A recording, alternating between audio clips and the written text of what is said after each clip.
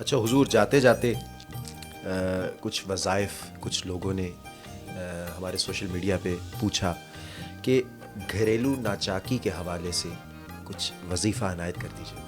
سب سے تو جیسے آپ کے علم میں ہے کہ سب سے پہلے میری ہمیشہ یہ کوشش ہوتی ہے کہ اپنے سامعین اور ناظرین کو جب کسی مصیبت کے ذیل میں وہ کوئی نصیحت مانگنا چاہیں تو پہلے کوئی عمل اور رویے کی شکل میں جو اس کا حل ہو سکتا ہے پہلے اس پہ بات کی جائے.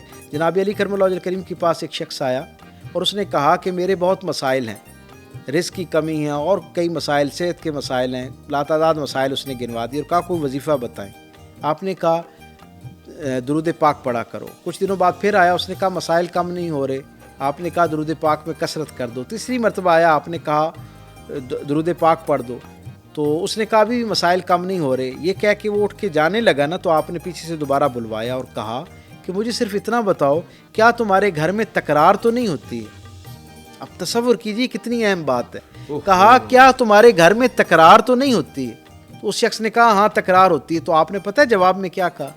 آپ نے کہا کہ تکرار اگر کسی نبی کے گھر میں بھی ہو نا تو اللہ اس گھر سے بھی رحمت کے مخصوص فرشتوں کو واپس بلا لیتا ہے. میں اور آپ کیا چیز ہے؟ تو میں سمجھتا ہوں اس کے اندر ایک پیغام موجود ہے. یہ جو گھر میں بلا وجہ بہت چھوٹی بات پر بہت دیر تک ہمارے درمیان بحث مباحثہ ہوتا رہتا ہے, تکرار ہوتی رہتی, اس میں نہ جانے مقصدیت ہوتی ہے یا نہیں ہوتی, لیکن ایک دوسرے کے دل بہت زخمی ہو رہے ہوتے ہیں. ایک دوسرے سے دل میں ایک دوسرے کے لیے دل میں میل آنا شروع ہو جاتا ہے. سب سے پہلا وظیفہ تو یہ ہے جو عملی طور پہ کرنا ہے گھر کی ناچاکی کو ختم کرنے کے لیے, کہ طے کر لیں کہ ہم نے کسی بات میں تکرار کی صورت اختیار نہیں کرنی. اپنا موقف رکھیں اور پھر خاموش ہو جائیں. کچھ وقت سامنے والے کو سوچنے کا موقع دیں اور سننے والا بھی اسے نصیحت کے طور پر قبول کرے, اس پہ غور و فکر کرے اور پھر اپنی رائے دے. نتیجتاً جب تکرار کا ماحول ختم ہو جائے گا تو ایک تو برکت کے فرشتے از خود آنا شروع ہو جائیں گے. پھر ان برکت کے فرشتوں سے برکت لینے کا طریقہ یہ ہے کہ یا محب یا ودود, یا محب یا ودود, یہ دونوں اللہ کے پاکیزہ نام ہیں, ان سے برکت لی جائے. کوئی شخص 121 مرتبہ صبح اور 121 مرتبہ شام کو اول آخر درود پاک کے ساتھ اسے اپنا وظیفہ بنائے, اور گھر کی کسی شخص جس کے بارے میں وہ تصور کرتا ہے کہ اس سے میری سب سے زیادہ ناچاکی ہوتی ہے, اس کی طرف سے زیادہ میری دل آزاری ہوتی ہے, اس شخص کا تصور قائم کر کے یہ پڑھے اور پھر دھیمے لہجے میں اس کے ساتھ مسکراتے ہوئے بات کرے, اور ایک قدم آگے بڑھ کر جس بات پر تصفیہ ہو جائے اسے دوبارہ غصے کی حالت میں بھی دوبارہ مت دہرائے, اس ریفرنس کو دوبارہ کوٹ مت کرے. ایک لڑائی ہوئی, کسی بات پر اختلاف ہوا, جھگڑا الجھن ہوئی, جب دل صاف ہو گئے تو اسے پھر آپ کے حافظے سے بھی صاف ہو جانا چاہیے.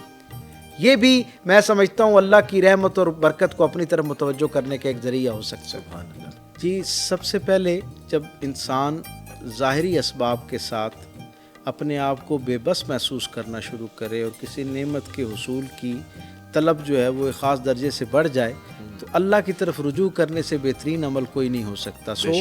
اللہ کی رحمت کو, جیسے میرے کریم رسول صلی اللہ علیہ وسلم نے ہماری ہدایت اور رہنمائی فرمائی کہ اللہ کو اس کے پاکیزہ اور رحمت والے ناموں کے ساتھ پکارا جائے. جس شخص کو جس درجے کی حاجت ہو اس نعمت کے ذیل میں جو اللہ کا نام پاکیزہ نام ہے اس کے ساتھ اگر اللہ کو پکارا جائے تو اللہ کی رحمت اس خاص معاملے کے حوالے سے جلدی آپ کی طرف متوجہ ہوتی ہے. اول آخر درود پاک کے ساتھ یا مصورو یا باری, یا مصورو یا باری, اگر اس کو 121 مرتبہ صبح اور 121 مرتبہ شام کو پڑھا جائے اول آخر درود پاک کے ساتھ, یہ بھی ایک مجرب نسخہ ہے. اور دوسرا ایک میں آج ایسا نسخہ اپنے سامعین و ناظرین کو دینا چاہتا ہوں کہ یہ ایک ایسا وظیفہ ہے جو جس طرح ایک ماسٹر کی ہوتی ہے نا, جو ہر تالے کو کھول دیتی ہے, ہر الجھن کو سلجھا دیتی ہے, بالکل اسی طرح ایک وظیفہ ہے جو قرآن حکیم سے ہم تک پہنچتا ہے, جس سے دنیا کی ساری حاجتیں طلب کی جا سکتی ہیں. وہ وظیفہ ہے استغفار کا. احباب گرامی قدر, میں یہ آپ سے گزارش کروں گا کہ اسے مستقل بنیادوں پر اپنی زندگی کا حصہ بنا لیا جائے. اگر کثرت کے ساتھ اسے اپنے معمول کا حصہ بنا لیا جائے تو قرآن حکیم میں اللہ نے وعدہ کر رکھا ہے کہ وہ نعمتوں میں برکت بھی عطا کرتا ہے, مال کی فراوانی بھی عطا کرتا ہے اور اولاد کی کثرت بھی عطا فرماتا ہے. اور زندگی کے اندر جو عافیت طلب کرنے والے ہیں ان کے لیے اللہ رب العزت عافیت بھی عطا کرتا ہے اور مال اسباب کے ساتھ ساتھ زمین سے آنے والا جو خالص رزق ہے اللہ اس کو بھی بڑھا دیا کرتا ہے۔ سو جو کوئی شخص کثرت کے ساتھ استغفار کو اپنا مستقل عنوان بنا لے اور پھر کسی ایک خاص نعمت کی طلب کو ذہن میں رکھتے ہوئے خاص عدد کے ساتھ اس کو پڑھنا شروع کر دے، کثرت کے ساتھ پڑھنا شروع کر دے، تو اللہ کی طرف سے بہت جلد فرمان رحمت جاری ہو جاتا ہے۔ اب کثرت سے پڑھنے کا مطلب کیا ہے؟ اس سے مراد یہ ہے، جو صوفیاء ہیں انہوں نے یہ بتایا کہ جب کوئی اللہ کا محبوب نام اس سے برکت لینے کے لیے بندہ مومن 313 مرتبہ سے زائد اس کو پڑھتا ہے تو اللہ کی بارگاہ میں وہ کثرت کے ساتھ پہنچایا جاتا ہے۔ سو کم از کم 313 مرتبہ ایسے جو ہے وہ پڑھا جائے۔ اور استغفار تو ایسا خوبصورت عمل ہے کہ آقا کریم صلی اللہ علیہ وسلم نے فرمایا کہ اس کی کثرت اختیار کرو، بے شک میں دن میں 100 سے زائد مرتبہ توبہ کرتا ہوں۔ اب کائنات کی سب سے معصوم ہستی جن کے قرب سے بھی گناہ کا شائبہ نہیں ہو سکتا، وہ میری اور آپ کی تربیت کے لیے بتا رہے ہیں کہ اللہ کی بارگاہ میں کثرت کے ساتھ استغفار کیا جائے۔ سو اولاد کی نعمت جو ہے اس کی طلب ہو، یا مال میں برکت کی طلب ہو، یا کوئی اور نعمت اس کا وہ درکار ہو، اس کے لیے سب سے مجرب نسخہ جو ہے وہ استغفار کی کثرت ہے۔ حضور جاتے جاتے یہ بھی بتا دیجیے گا، نظر بد عموماً مائیں جو ہیں وہ پریشان رہتی ہیں کہ ان کے بچوں کو نظر بد لگ گئی ہے۔ حضور اس سے بچاؤ کے لیے سیرت نبی کے تناظر میں صلی اللہ علیہ وسلم، سیرت نبی کے تناظر میں ہمیں کیا احکامات ملتے ہیں؟ کیا ایسا وظیفہ کوئی ہے جو کرنے سے نظر بد سے بچا جا سکے؟ سب سے پہلے تو ہمیں یہ سمجھنا چاہیے کہ نظر بد ایک حقیقت ہے، اور اس کے حقیقی ہونے پر جو کچھ لوگ یکسر انکار کر دیا کرتے ہیں، میں سمجھتا ہوں یہ بھی غیر مناسب رویہ ہے اور کم علمی کا نتیجہ ہے۔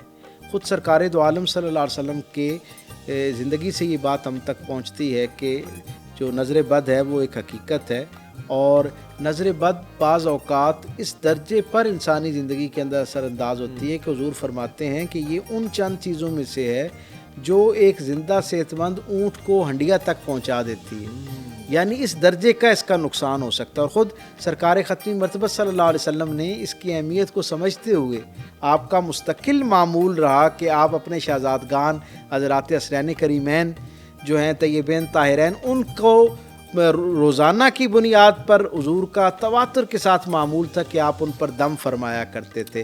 قرآن حکیم کی جو آخری 2 صورتیں ہیں جنہیں موضتین بھی کہتے ہیں، سورہ فلق اور سورہ ناس، سرکار ختمی مرتبہ صلی اللہ علیہ وسلم ان پر پڑھ کر پھونکا کرتے تھے، پانی پر پڑھ کے دم بھی کیا کرتے تھے اور ان کو وہ پانی پلایا جاتا تھا۔